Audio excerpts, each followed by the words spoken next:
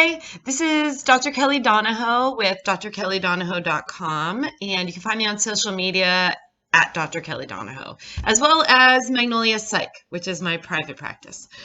Today, I would like to speak with you about 3 things that we can all do to enjoy more meaningful experiences.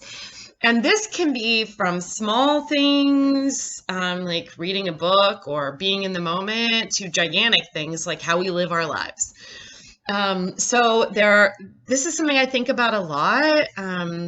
We have so much going on in our lives. This is my cat, by the way, Crumb, and he says hi. He's trying to climb on the keyboard while I'm trying to talk with you. Oh, he's climbing on my back. He's a very loving fellow. And actually, he got lost yesterday in our neighborhood, and it was sort of a rough point for my marriage because he is my husband's favorite thing on earth, including me and maybe possibly our children. I'm going to set him over here. Okay, so let's talk about the 3 things that we can all do for more meaningful experiences on this extremely professionally put together video.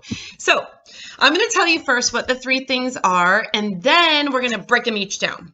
So the 3 things are, first of all, set your intentions. Sorry, I'm going to stop hitting the table now so everything's not jibbly-boobly. So the first thing is set your intentions. The second thing is please be yourself. And the third thing is take time to process. So we're going to work through each of those. So, it's funny. In our very busy lives, we can still have authenticity and beautifulness and magic.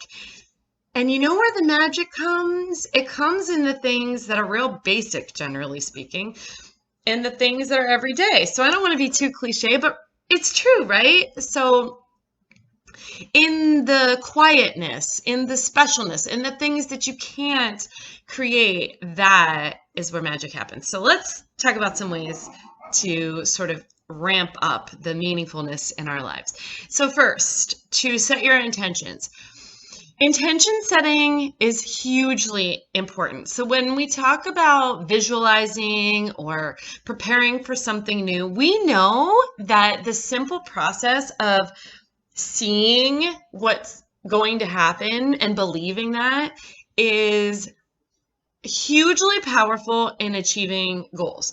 So you can do intention setting all of the time. Sometimes we forget, right? And we're just sort of on autopilot. But setting your intentions helps you to know, okay, what do I want today to look like? What do I want the next 15 minutes to look like? I'm walking into a meeting. This is my outcome. I can see it, and my intention is X, right? They're a little different than goals. It's sort of like a goal, but it's more specific, and it can be about a feeling. It can be about anything. So an example would be in my yoga practice.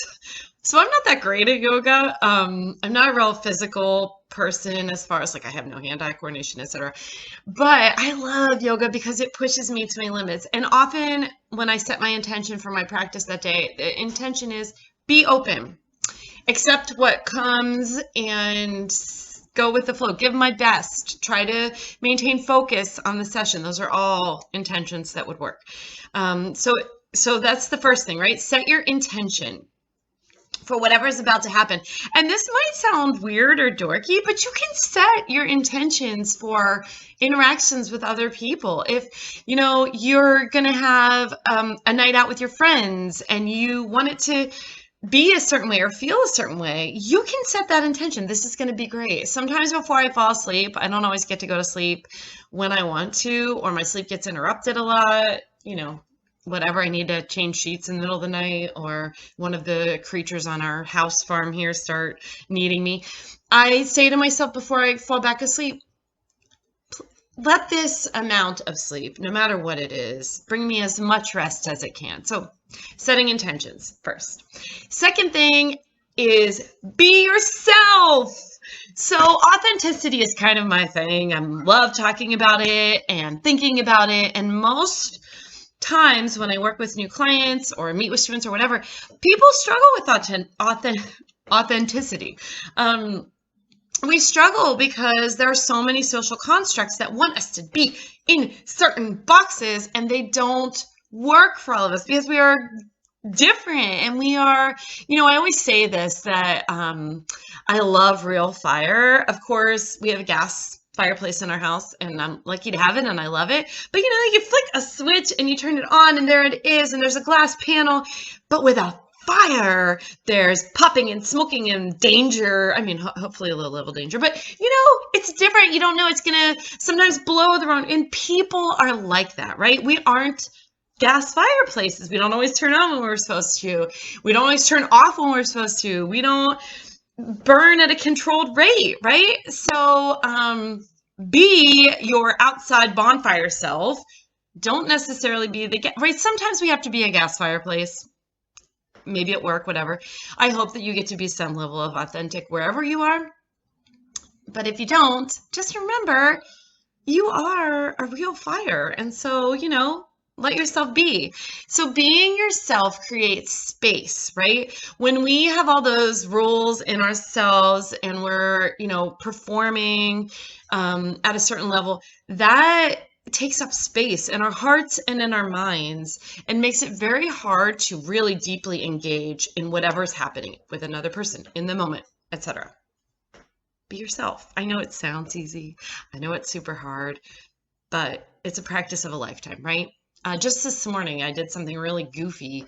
I was, out and I saw someone and I thought of something, and my brain made me go awkward. And then I kept thinking about it for an hour until I was able to discuss it with the person. We're all trying, whatever. Okay. The third thing is take time to process. So anytime that you want to build, right, on the layers of things that you will remember, our brain really likes it when we get things up from all different angles, and then we can sort of metabolize it and work it and create something of it. And so therapists always say this, at least I do. I don't know. Maybe other therapy. That beginnings and endings are very important. This is, I think, really important. And I put this in my book because it's so important to me. Beginnings are important because they frame how you see the entire experience.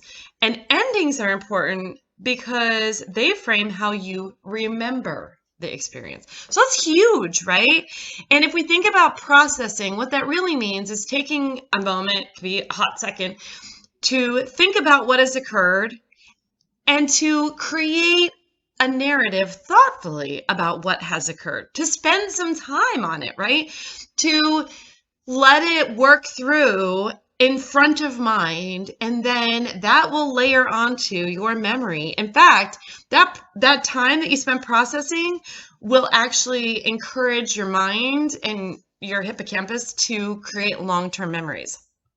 So if you want to remember something, you can work on that, and processing it is one of the ways. It also will help you create a narrative around it how you would like to, so you have control over what you experienced.